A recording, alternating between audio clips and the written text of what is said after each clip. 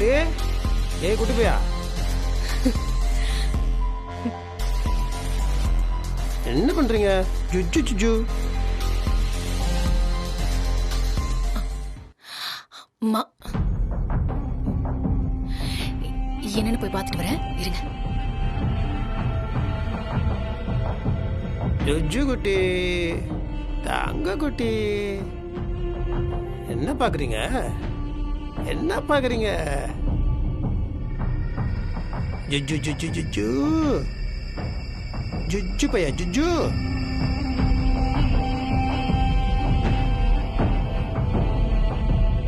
மாமா என்னால என் கண்ணையே நம்ப முடியல. குழந்தைய நீங்க ரூம்ல இருந்து எடுத்துட்டு வந்து கொஞ்சிறது பாக்குறப்போ எவ்வளவு சந்தோஷமா இருக்கு தெரியுமா? அப்படியே சந்தோஷத்துல தலகால் புரியல.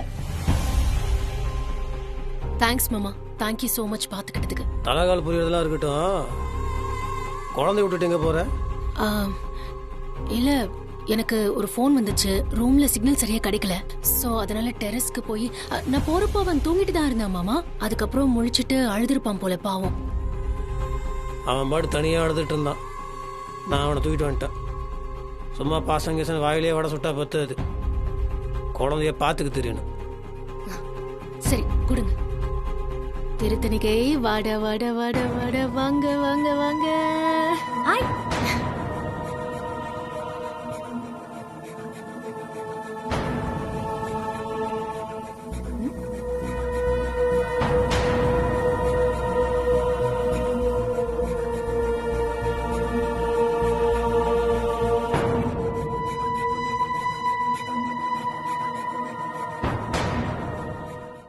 செல்ல குட்டி என் தங்கம், நான் நினைச்சத சாதிச்சிட்டடா.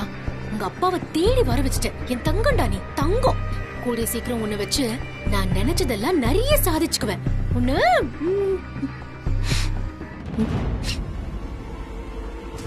என்னாச்சு ஸ்வேதா?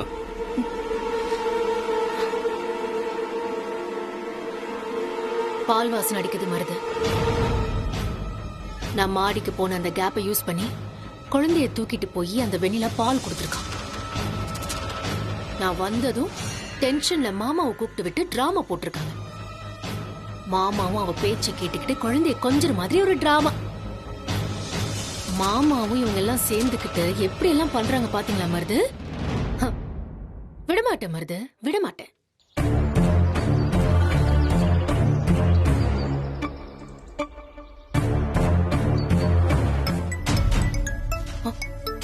மருது அவன் தான், அந்த நம்பர் தான், அவன் தான் போன் பண்றான். எடுத்து ஸ்பீக்கர்ல போடுங்க. ஏங்க எவ்வளவு நேரமா அங்க காத்துட்டு இருக்கிறது? சீக்கிரமா வாங்க. இருங்க வர. சும்மா போட்டபடி வர முடியுமா? வீட்டுல குழந்தை எல்லாம் இருக்கு. ஆமா ஆமா ஆமா, அந்த குழந்தைய நாங்க கொடுத்ததுதான், அத மறந்துடாதீங்க.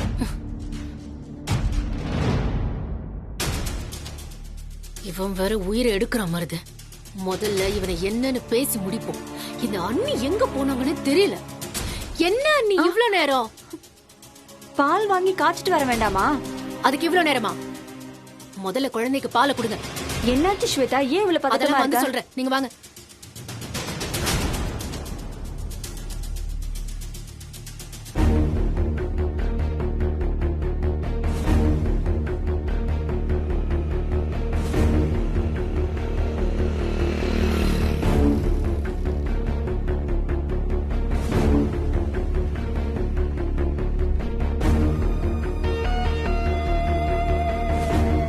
பரணி சொல்லுங்க.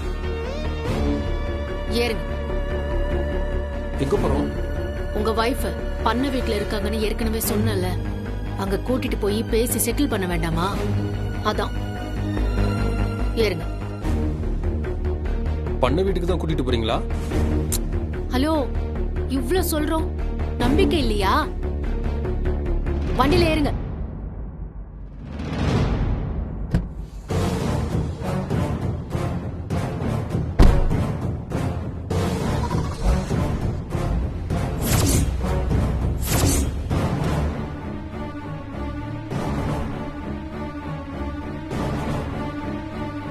இங்க பாருங்க பரணி, நீங்க பேசுனதெல்லாம் சரிதான்.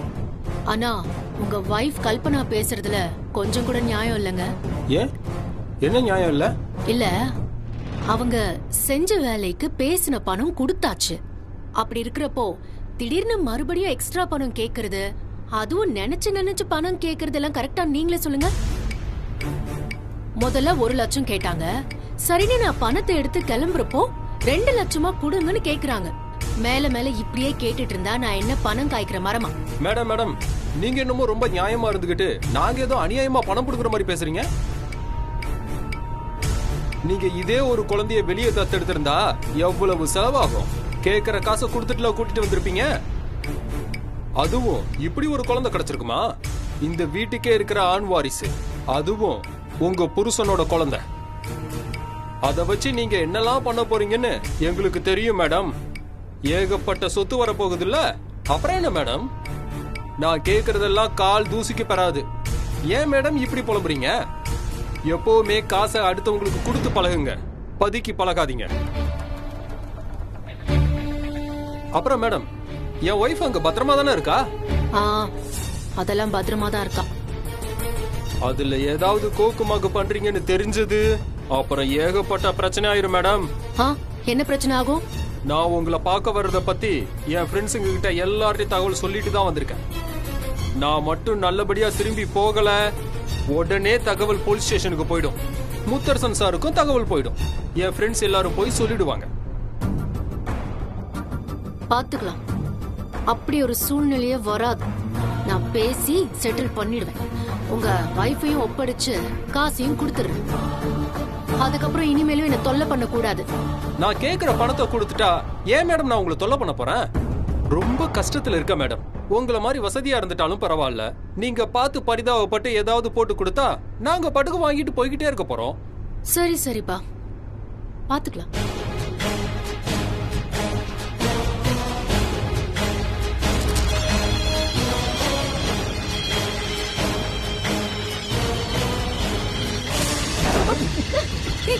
என்னாச்சு மருது?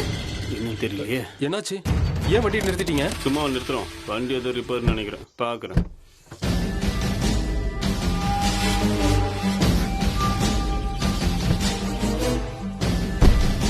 வருது, சீக்கிரம் என்னன்னு பாருங்க.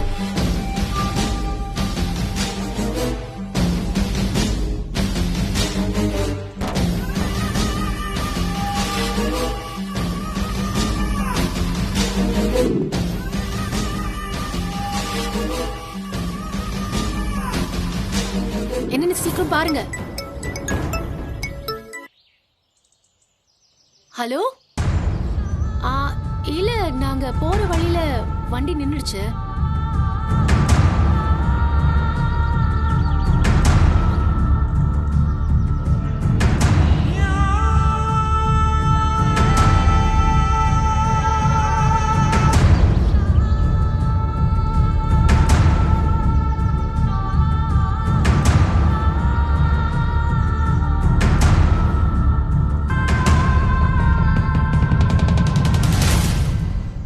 Madam, hello madam.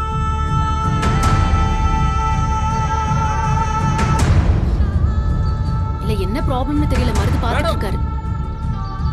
டைம் ஆகுது மேடம், போலாம் வாங்க. பா இருப்பா, வண்டி சரி பண்ணணும்ல, வெயிட் பண்ணு.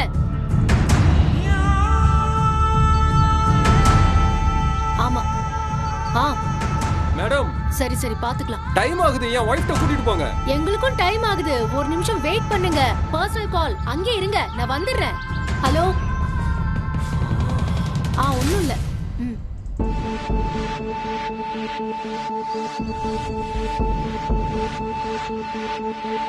ஆமாமா. ஓ அப்படியா? அப்புறம் எது?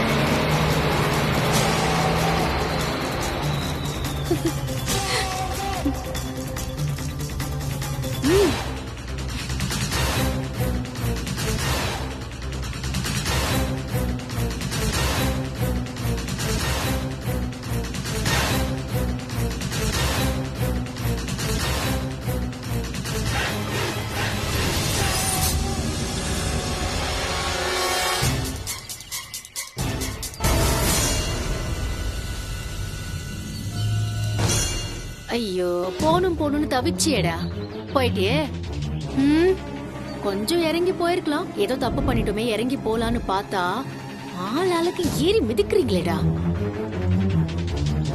நான் ஏறி மிதிச்சா ஒருத்தங்க கூட மிஞ்ச மாட்டாங்க.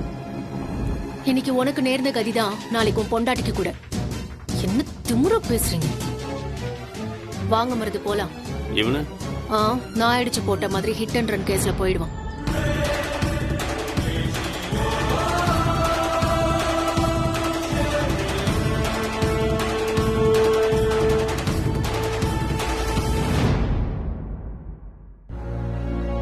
எக்ஸ்கியூஸ் மீ, எஸ், டாக்டர் சுசித்ராவை பார்க்கணும். அப்பாயின்மெண்ட் வாங்கியிருக்கேன். உங்க name sir? Muthar sir. Hello doctor, உங்களை பார்க்க முத்தரசன் சார் வந்திருக்காரு. Okay doctor. சார் உங்களை வர சொன்னாங்க. நேரா போங்க, லெஃப்ட் திரும்பினீங்கன்னா 3வது கேபின். தேங்க்யூ. வெல்கம்.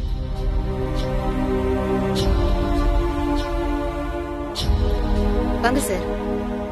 எப்படி இருக்கீங்க டாக்டர்? நல்லா இருக்கேன், உட்காருங்க. தேங்க்யூ. எப்படி இருக்கீங்க? வெண்ணிலா குழந்தைலாம் எப்படி இருக்காங்க? எல்லாரும் நல்லா இருக்காங்க டாக்டர். குழந்தைக்கு பொன்மகள்னு பேர் வச்சிருக்கோம். Very good, nice name. அன்னைக்கு நான் வந்திருந்தேன் உங்களை பார்க்கறதுக்கு. நீங்க ஏதோ ஃபங்க்ஷனுக்கு போயிருக்கீங்கன்னு சொன்னாங்க. ஆமா, வீட்ல ஒரு சின்ன ஃபங்க்ஷன். என்ன விஷயம் சார்? ஒன்றும் இல்லை டாக்டர், ஒரு சின்ன இன்ஃபர்மேஷன். எங்க 2 குழந்தைங்கள்ல ஒரு குழந்தை இறந்து பிறந்துச்சிட்டிங்களா? ஆமா. அது என்ன எதனால அப்படின்னு எந்த டீட்டெயில் நானும் கேட்கவே இல்லை. நீங்க தப்பா நினைக்கலன்னா அந்த விஷயத்துல ஒரு டீட்டெயில நான் சொல்லாம விட்டுட்டேன். அன்னைக்கு வெண்ணிலாக்கு பிரசவம் பார்த்தது நான் இல்ல. என்ன டாக்டர் சொல்றீங்க? ஆமா, நான் ஆபரேஷன் தியேட்டருக்குள்ள நுழைஞ்சு கிட்டத்தட்ட ஆபரேஷன் பண்ற அளவுக்கு ரெடி ஆயிட்டேன். அந்த நேரத்துல தான் என் ஹஸ்பண்டுக்கு ஆக்சிடென்ட் ஆயிட்டதா ஒரு ஃபோன் வந்தது. எனக்கு என்ன பண்றது ஏது பண்றதுன்னே புரியல.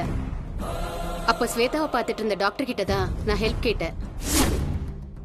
ஸ்வேதாவோட அந்த டாக்டரோட பேரு மேனகா தான். ஏன் என்னாச்சு? அவங்க சாரி டு சே டாக்டர், அவங்க சரியான ஆள் கிடையாது டாக்டர். அவங்க ஏற்கனவே ஸ்வேதா கூட சேர்ந்து நிறைய பொய் சொல்லியிருக்காங்க. அவங்க அஷோ இந்த விஷயம் எனக்கு தெரியாமல் போயிடுச்சு.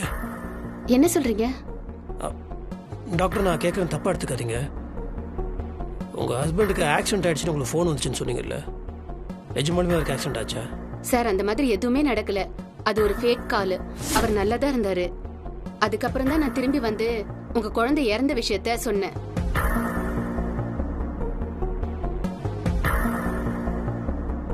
இல்லை டாக்டர், சம்திங் இஸ் ராங்.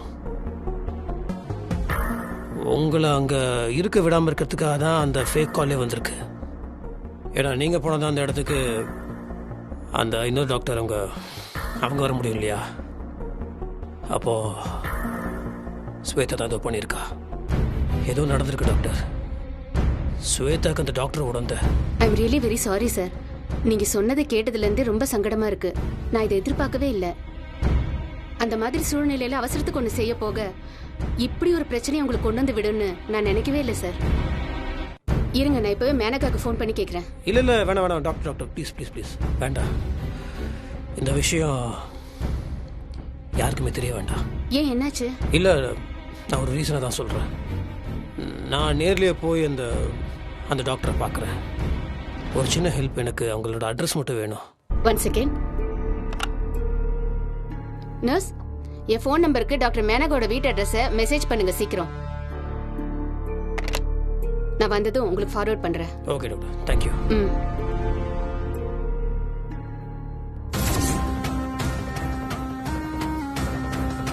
விஷயம் சூடு பிடிச்சிருச்சு. மாமா அந்த மேனகாவை தேடி தான் போறாரு. நாம எதுக்கும் தள்ளி இருந்தே பார்ப்போம். உதவி தேவைப்படுறப்போ நம்ம ஹெல்ப் பண்ணுவோம். கண்டிப்பா கௌதம், வாங்க போலாம். வா.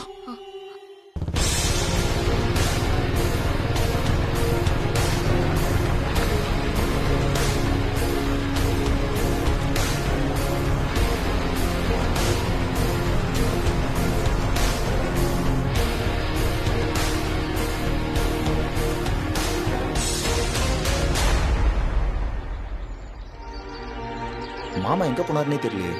இப்ப எங்கன்னு போய் தேடுறது கௌதம்? பக்கத்துல எங்கதான் எங்கேயாவது இருப்பாரு. வா, தேடி கண்டுபிடிச்சிடலாம். உட்காரு.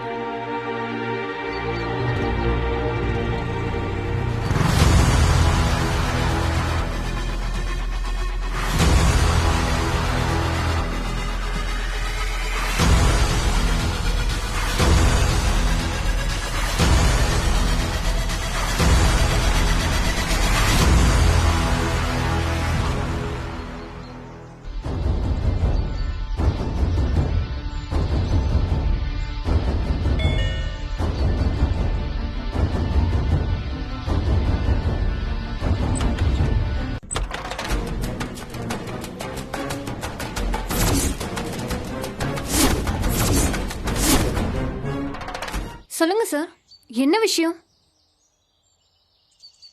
ஒரு முக்கியமான விஷயம் உங்ககிட்ட பேசணும். இல்ல சார், வீட்ல இருந்து எந்த விதமான ஹாஸ்பிட்டல் சம்பந்தமான விஷயத்தையும் பேசுறது இல்ல. எதுவா இருந்தாலும் ஹாஸ்பிட்டல்ல பேசிக்கலாம். இது ஹாஸ்பிட்டல் விஷயம் மட்டும் கிடையாது, என் குடும்ப சம்மந்தப்பட்ட விஷயம். ஹாஸ்பிட்டலுக்கு போய் சுசித்ரா டாக்டர்கிட்ட பேசி அவங்ககிட்ட தான் உங்கள் அட்ரஸ் வாங்கிட்டு வந்திருக்கேன். உள்ளே போய் பேசலாமா இல்லை இங்கேயே பேசலாமா? வாங்க சார்.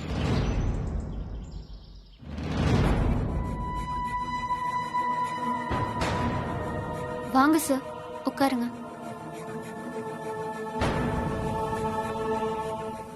வீட்ல உடம்பு சரியில்லாத அம்மா இருக்காங்க, அவங்களுக்கு தொல்லை கொடுக்க கூடாதுன்னு யோசிச்சேன். நீங்க எதுவும் தப்பா எடுத்துக்காதீங்க. பரவாயில்ல டாக்டர், இதை தப்பா எடுத்துக்கிட்டு இருக்கு. சொல்லுங்க, என்ன விஷயம் சார்?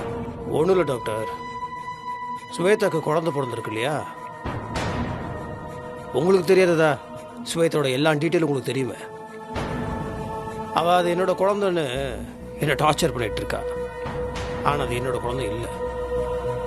என் பொண்டாட்டிக்கு நான் கனவுல கூட துரோகம் பண்ண மாட்டேன்.